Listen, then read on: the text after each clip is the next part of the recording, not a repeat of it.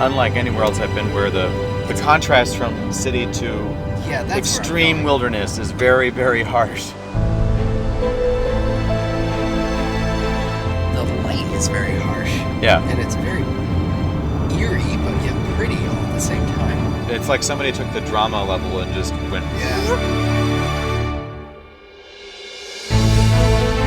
Here it is, the grand finale. Iceland's wilderness in all its dry, wet, mossy, icy, volcanic, glacier-dotted splendor.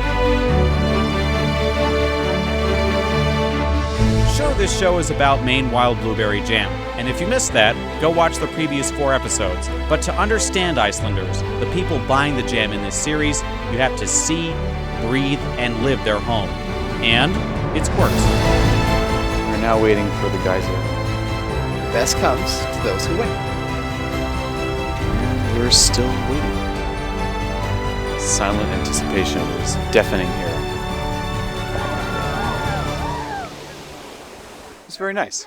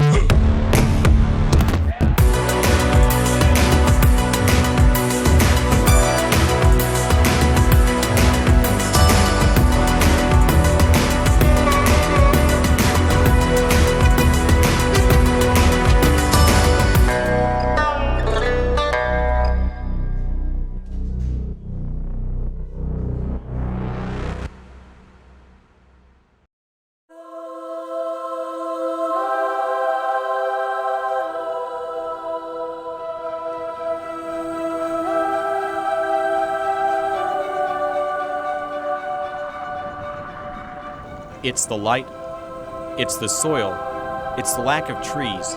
It's Iceland like you've seen it on Instagram. If you're a voyeur for social media influencers, maybe you've seen snaps, posts, galleries of these spots.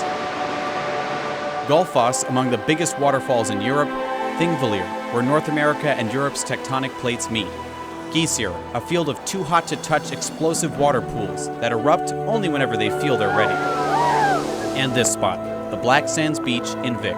In a 2-hour drive, you're down in canyons or on top of cliffs. Here you see black sand beaches. 10 years after a crippling recession, the world is marveling at this country with every manner of camera you can think of. So it's been a really cool, unique experience. Never really seen anything like the landscape here. The crowds, the awesomeness, the faint but looming specter of injury or death from a rogue wave, it's enough to make you hungry. Hungry for a snack made in Maine. The change from rural to Reykjavik is stark, instant really, but carefully wedged between the national parks and national capital is this place, a suburb called Mosfellsbær. In 2018, the 11,300 people in this town were busy making room for a whole lot more neighbors. People priced out of the capital were seeing this bedroom community as a good place to rest their heads and their big off-road trucks. Nestled at the town's center, near a bunch of fast food joints trying to blend in with Scandinavia, is one last destination for Maine's wild blueberry jam. You're the owner of this? Yeah, of this bakery. How do I say the bakery name? Mosfellsbær. Mosfellsbær. Yeah, actually 36 years ago, my mother and father, founded this bakery. What's the story behind getting this in your store? Do you have an idea? Yeah, I know, because me and my wife actually picked it up. It's usually, we have been focused on finding things that usually you cannot get in the supermarket. Up behind the Hunigsbola, Halfith Ragnarsson stocks a Stonewall Kitchen smorgasbord. So we try to pick out stuff to sell in our store, to complement our bread and stuff. Have you tried this one before? Have you ever been to Maine before? I've never been there, no. But I've tried a lot of stuff from the company. I use there's a pancake thing. Did you know what Maine was or anything about Maine before you started buying this? No, well, I'm not so good in all those, Geography? It's in Canada, right? No, but close. Though she declined to talk on camera, a real-life Icelandic woman said that she eats this stuff on bread with cheese, so people do use it, even if they're shy.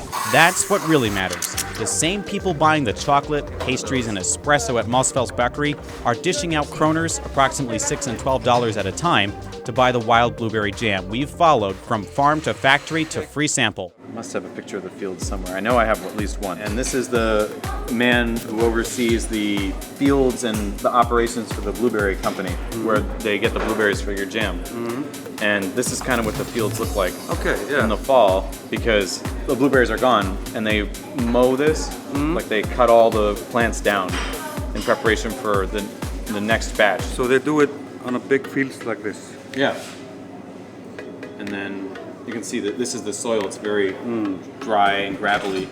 This is the container yard. This is the back of the container ship, or one of the 3 ships the jams come over on. How was the trip to the boat? I can show you that. And then So did you get, no, we actually had, I can show you that too. This guy was on the crew and he wasn't feeling well. So he took some of my medicine. Ah, okay. And then he said he felt better in a few hours. Yeah, it's unbelievable, 9 days, nothing. Is there anything you'd want to say to the people who farm the blueberries? Oh yeah, invite me to pick some blueberries.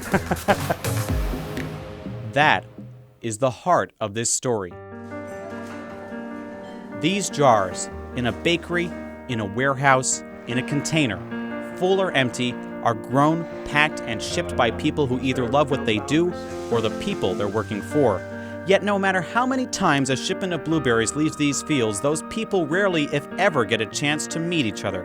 But they want to. They're curious about the stories that get vacuum sealed up in these jars. Kirk and I wanted to do something about that.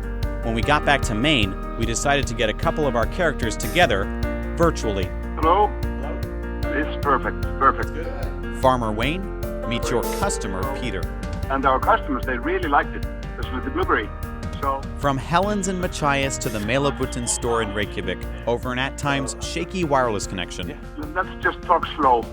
The beginning and end of our wild blueberry-filled journey got to ask each other a few questions. So you have a big blueberry farm there? Yes, I have a 100-acre blueberry Yes, farm.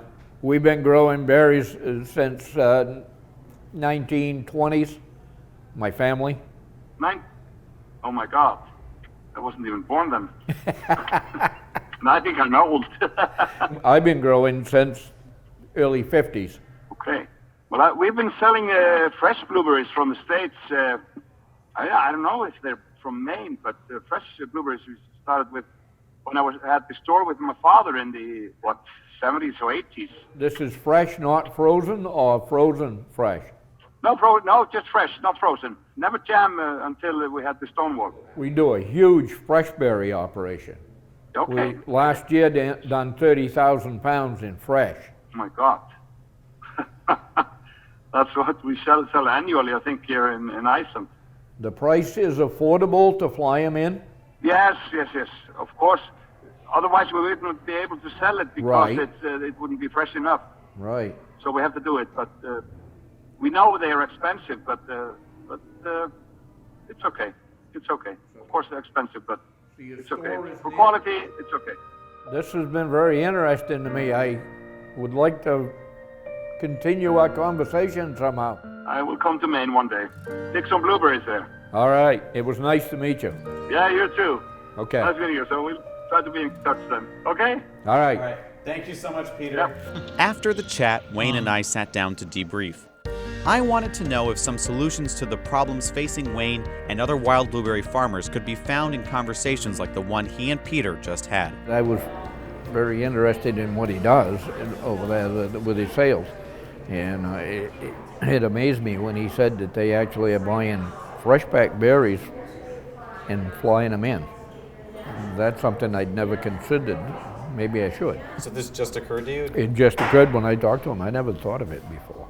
The question I asked him about price, and he said, oh no, they covered that. Well, that's what worried me to try to start this, was to see a consumer absorb the transportation costs. But if he's doing it, then there is a possibility.